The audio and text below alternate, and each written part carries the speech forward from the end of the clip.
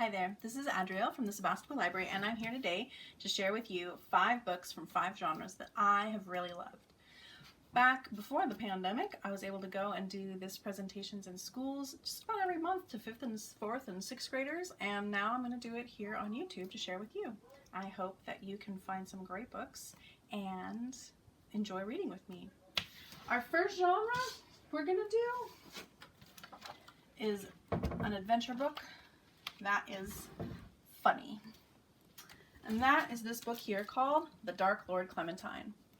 Clementine was raised by her father, an evil dark lord who lives in a big castle above a village, and he has been not doing so well. He's been getting weaker and weaker and sicker, and Clementine has been responsible for keeping up the evil of the manor and keeping it running. Luckily, she has a lot of magic that her father put in place to do that, but she's definitely not as evil as he is, and she doesn't know that she really wants to be. And through the course of her adventure trying to save her castle and her family, she ends up making friends that she didn't expect to because she was raised to be an evil overlord. I loved the humor in this book. I thought Clementine was such a delightful character.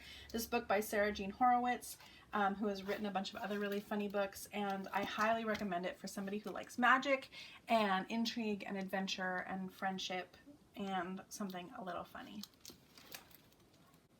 My next book is a scary fantasy book. This book, The Girl and the Ghost by Hannah Alkaf, I just finished reading. It is set in Malaysia, and it's about a girl named Soraya who is really lonely child. Her mom is not very warm. Her dad passed away, and when she's little, a ghost appears, and we know that it is the ghost that her grandmother used to torment people because her grandmother was kind of a nasty witch. But Soraya never met her grandmother, and then she grew up with this ghost, and at the beginning it seems like they're best friends and they're going to be best friends forever. But once Soraya starts going to school and making actual friends, it goes pretty dark pretty fast. This book did not feel like a scary book until about halfway through, and then it was really pretty scary. There is a lot of nasty demons and ghosts and graveyards and bad guys in this book, along with the magic of all of that. And Soraya and her friends have to save the day and decide what's good and what's right, and I love books like that. It had a good resolution, and kind of sad but very sweet, and I really love Soraya's character, of strength of character and strength of friendship through the whole book. My next books are graphic novels, science fiction. It's actually 2 in a series. The first one is Sanity and Tallulah. These 2 friends live on a space station together, and Sanity is kind of like a wacky, silly kid, and Tallulah is a child genius. And the child genius has created a 3-headed cat, which she's definitely not supposed to be doing in the lab by herself. It's Princess Sparkle, Destroyer of Worlds. So once their mom teacher finds out that they've been creating science projects in cloning in the lab, they get in kind of trouble and they have to lock up the kitten, because something is kind of destroying the space station, and it might be their kitten. So Sanity and Tallulah have to investigate what is destroying the space station and save the day and save the whole space station. And then the next book, they go on an adventure on a field trip with their class. Shenanigans ensue.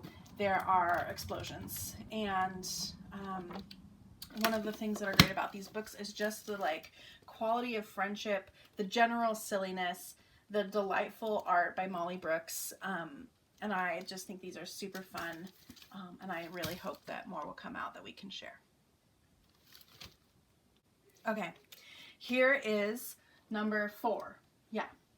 This book, The Blackbird Girls by Anne Blankman, is historical. It's set in the 1980s in Russia during a time when they had a nuclear power plant that melted down and leaked radiation into the area. And the two girls whose friendship this book is based on are actually at the beginning enemies. One is Jewish and the other is a bully who's been raised to hate Jewish people. And so both their fathers are killed or injured in the accident, and they have to escape really fast. And only one mother can go with them. So the mother of one of the girls takes them out, and the other girl who's been a bully all this time is shocked to find people who are kind and loving in a way that she's really never experienced in her home before. And they make friends, and they make really close friends. And the other story that follows is the story of the Jewish grandmother who is trying to escape the Nazi invasion in the 40s. This book seems like it is really sad, and it is sad, but it also has so much sweet friendship and loyalty and interesting historical details. I thought it was a fascinating book, and I loved it a lot, and I think it's one of those ones that not a lot of people are going to read because not everybody loves a sad book, but I know that you're out there. I know there are 5th graders and 4th graders and 6th graders and 8th graders and adults who love a sad book that makes them like want to cry and then feel good at the same time, and that is what this book will probably do for you. It definitely did it for me.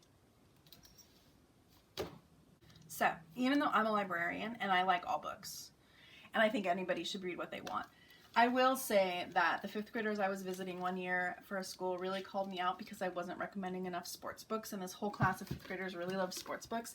And so I've been doing a much better job of following through with reading more sports books. I've probably read more sports books in the last year than I have in the rest of my life combined. But it turns out sometimes I really love sports books, and this is one of the sports books that I really loved this year. It's called Black Brother by Jewel Parker Rhodes, and it's about these two brothers who go to a private school in a very white area. One of them is very light-skinned and takes after his white parent, and the other one has a lot darker skin. And that is something that really comes up a lot as he goes to school, experiencing rich bullies who are part of this fancy fencing team, and he gets called out on misbehavior that other kids who do the same thing don't. And so he really feels that sense of injustice that he knows has something to do with his skin. And he ends up going to find a fencing instructor at the local community center who was once an Olympian, and convinces him to train in fencing. And I think that these kind of books are feel super inspirational. Somebody who has very little sports experience or desire or knowledge works really, really hard to prove themselves against the rich bullies who have all these resources at hand. Boy, do those books feel good. And I really felt a lot of empathy for these characters and for their tight family brotherhood. These two boys really support each other, even though they both are experiencing the world really differently. And I think this is a great book. I would recommend it to anybody, even people who don't think they love sports books. Like, I didn't think I loved sports books until I started reading books like this. So, Black Brother, Jewel Parker Rhodes. We have all these other books available for you at the library. If you have more questions about what book to read next, what genres you may like, how to find books and get recommendations, you can call your librarian at any of the libraries. We'd be happy to help you find books that are just right for you, and we hope to see you again here someday talking about books. Have a great day. Bye.